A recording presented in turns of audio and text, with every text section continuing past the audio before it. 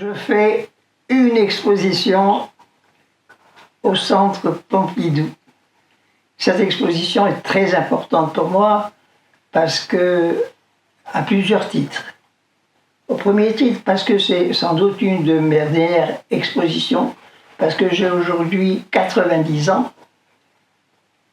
Pour une seconde raison, c'est que cette exposition est particulière, en ce sens que c'est la première fois qu'une grande institution, un musée, présente une exposition sans objet.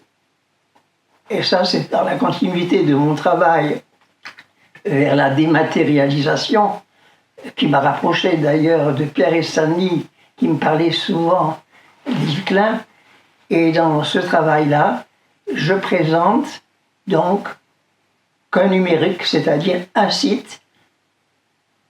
Et ce site est un site d'archives qui regroupe toutes mes archives de 1962 à nos jours. Ça se passe dans l'espace des nouveaux médias et en plus de ça, je dois vous dire qu'elle est tout à fait particulière parce que j'y fais une expérience réseau. Je pense que c'est la première fois, mais c'est à vérifier, qu'un grand musée présente une expérience réseau. Cette expérience réseau s'appelle la banque du pied. Le pied. Et la banque du pied, elle constitue en une action participative où je propose au public de m'envoyer leurs pieds et depuis chez eux ou depuis le centre, ils verront défiler tous les pieds qu'ils m'ont envoyés. On peut s'étonner que le Centre Pompidou m'accorde une exposition. Bon, elle vient à la suite de la permissivité de son nouveau président, Laurent Lebon, qui est le seul à s'intéresser à mon travail parmi tous les conservateurs du centre. Et ce qui a accéléré pour lui cette possibilité, c'est la donation du NFT que j'ai fait au Centre Pompidou l'année dernière. Et donc, le Centre Pompidou, depuis 50 ans, je les pratique. Et ils m'ont fait l'acquisition d'aucune œuvre.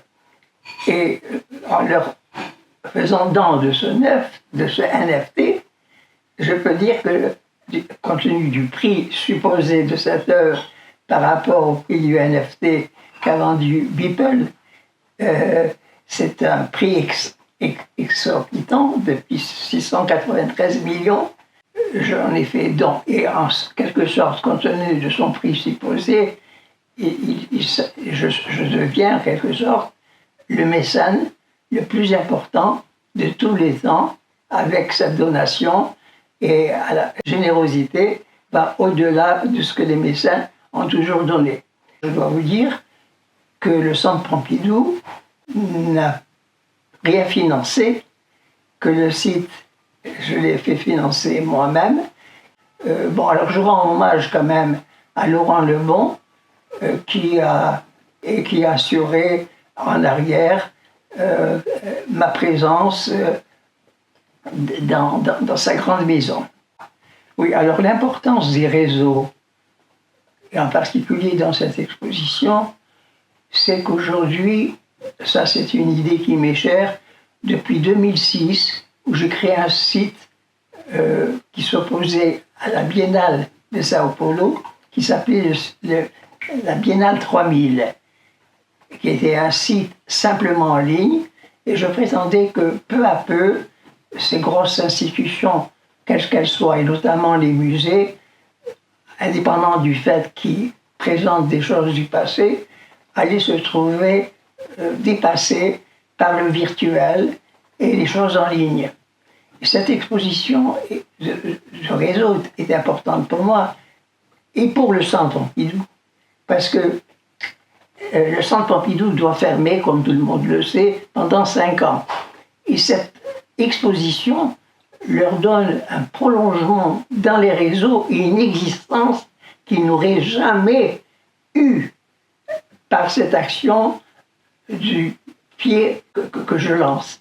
Et je signalais à plusieurs reprises aux responsables du Centre Pompidou que pour eux, c'était indépendamment de l'intérêt artistique de ce que je pouvais apporter, que c'était une opération de marketing pour eux extraordinaire.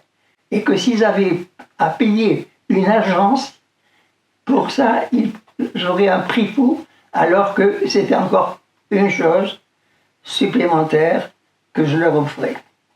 Alors, les réseaux sont importants, ils permettent une action à distance. Les gens et le public du centre, il va être élargi au public du monde entier. Parce que comme je mise et je parie là-dessus, il va y avoir une amplification qui va se faire et le centre va bénéficier d'une visite multipliée par X participants.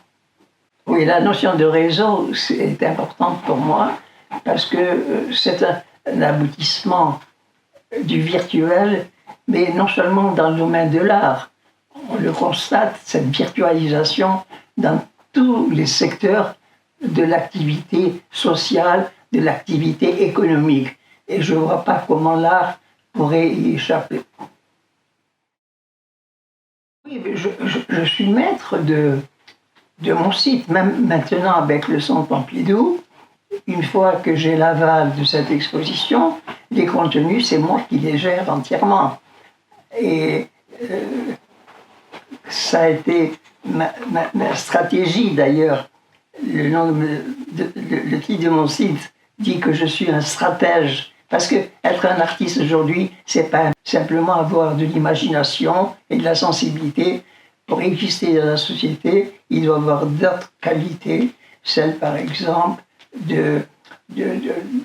d'avoir des stratégies pour pouvoir faire aboutir sans moyens. D'ailleurs, je suis un exemple d'un artiste qui partit sans aucun moyen, en refusant de participer au marché de l'art, parce que j'estime que, c'est une opinion tout à fait personnelle, mais j'estime que vendre son œuvre, c'est une partie de vendre soi-même, et donc je n'ai jamais eu de galerie, et par conséquent, je n'ai jamais eu de revenus. Mes seuls revenus étant ceux de ma pension en tant qu'enseignant. Mais donc, j'invite les artistes, j'invite les autres artistes à prendre leur autonomie au lieu d'être dépendants de gens du marché. Alors, les gens me disent, mais qu'est-ce que tu as contre le marché?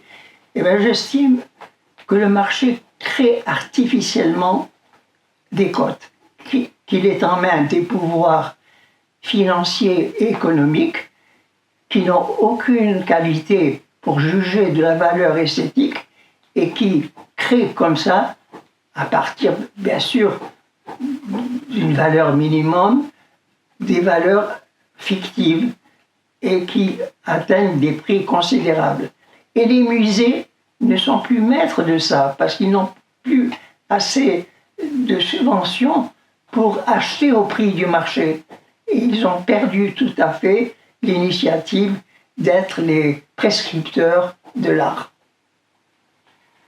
Moi, des gens me disent, mais tu es contre le marché, mais toi-même, dans ta vie, tu as réalisé des œuvres très emblématiques dans des ventes publiques.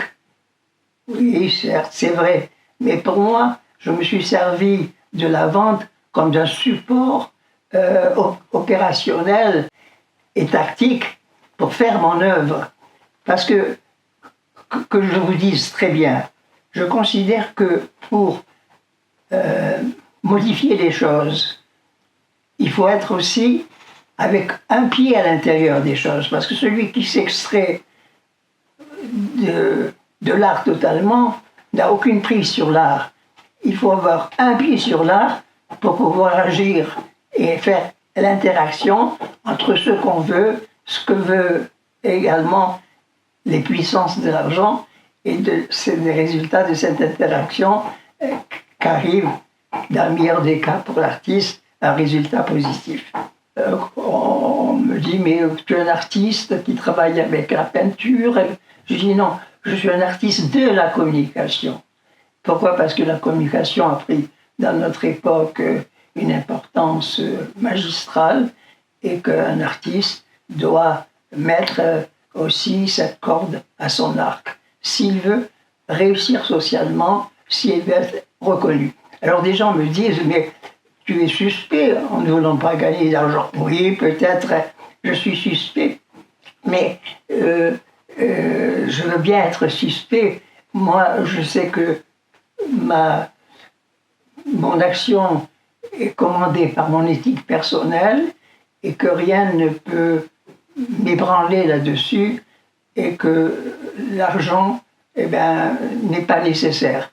La preuve, c'est que, bien sûr, j'ai eu cette grande chance assez tôt, après avoir travaillé 14 ans comme agent des postes de télécommunications en Algérie, dans cette petite ville de Mascara, d'être professeur. Mais c'était un long cheminement. Et donc, ce poste de professeur m'a fait enseigner mon travail à mes élèves, et ça, c'était essentiel. Alors, comment ça se passe, mon expérience au Centre Pompidou? Il y a deux possibilités de participer à cette banque du pied.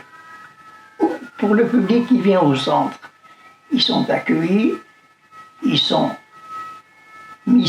s'assoient sur une banquette, on leur donne une feuille A4, on leur demande d'enlever leurs chaussures, d'enlever leurs chaussettes et de poser leurs pieds nus sur cette feuille A4, en mettant en haut le prénom.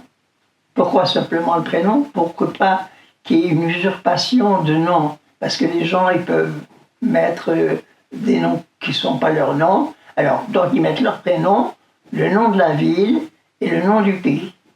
Mais au Centre Pompidou, les gens arrivent, n'ont aucun matériel, ils n'ont pas de feutre et tout ça, donc ils ne peuvent pas, ce que je leur demande après, à distance par les réseaux, de dessiner à l'intérieur du pied. Alors, je les invite à mettre en travers du nom un personnage, le nom d'un personnage célèbre qui a appartenu à la spiritualité, aussi bien qu'au football ou à la musique.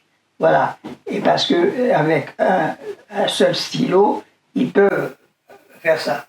Tandis que chez eux, les gens disposent de tout le temps pour faire une véritable œuvre. Et c'est la première fois, pour certains, qu'ils exposeront au Centre Pompidou. Parce que l'œuvre qu'ils envoient sera accrochée sur les cimaises et ils verront défiler, même chez eux, tous les pieds qui sont envoyés. Alors, le Centre Pompidou est en dehors de ces questions. La communication de mon action m'appartient parce que c'est au-dessus de leur conception. C'est la difficulté de se mettre au goût et à l'heure du jour. Et que j'ai remarqué qu'il y avait toujours un temps assez long entre les innovations et le moment où elles rentrent dans un domaine d'application. Pour l'art, d'ailleurs, moi, au début, quand j'étais jeune, j'étais outré que les gens ne s'intéressent pas à mes œuvres. Et j'ai compris, et ça a été écrit, des gens des arts a sorti un article sur moi qui disait que j'avais eu tort d'avoir commencé trop tôt.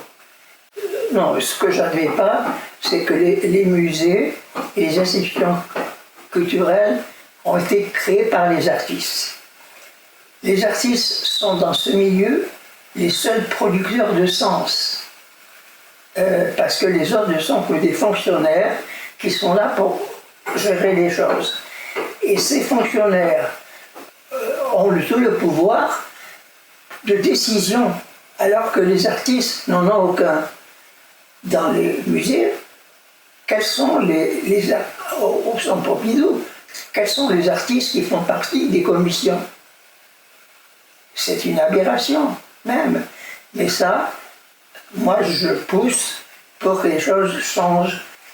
Oui, et moi, dans l'idéal, j'aimerais que les artistes, au lieu d'être pris dans la société simplement pour des décorateurs, ce qu'ils font, pour décorer les murs avec quelques tableaux, ou encore qu'ils soient pris pour des amuseurs publics, mais qu'ils soient pris au sérieux et qu'ils aient un rôle comme les politiques, et admis par la société pour agir sur elle. Et non, ils sont toujours marginalisés et à la merci de tas de gens qui ont le pouvoir. Dans mes désirs, maintenant en France, j'estime que je n'ai plus grand-chose à faire pour ma reconnaissance. Alors, je reviens un peu en arrière. On me dit, tu ne veux pas gagner d'argent avec l'art, mais qu'est-ce que tu cherches? Et moi, je leur dis placidement, je cherche simplement la gloire. Et j'estime que je l'ai, partie de zéro, atteinte pratiquement déjà en France. Donc la France ne m'intéresse plus. Et maintenant, je vais attaquer les États-Unis. Et pour ça, une chose essentielle, sans rien dire au Centre Pompidou, j'ai comme partenaire la White Box de New York dans cette action qui présente ce que le Centre Pompidou présente. Et la White Box, c'est un lieu alternatif, mais qui existe depuis 30 ans à New York, où des artistes très importants se sont manifestés. Et la White Box a son vernissage le même jour, et je vais essayer de faire un zoom lors du vernissage de mon exposition à Paris avec la White Box. Alors, maintenant, je vais attaquer les États-Unis. Attaquer dans un sens positif. Et pourquoi? Parce qu'il y a beaucoup d'artistes américains qui se disent critiques, mais ils sont tous dans le marché. Alors là, il y a une dichotomie, je pense. On ne peut pas être dans le marché et être critique. Voilà. Et là, je vais mettre, mais seulement d'une façon très réaliste.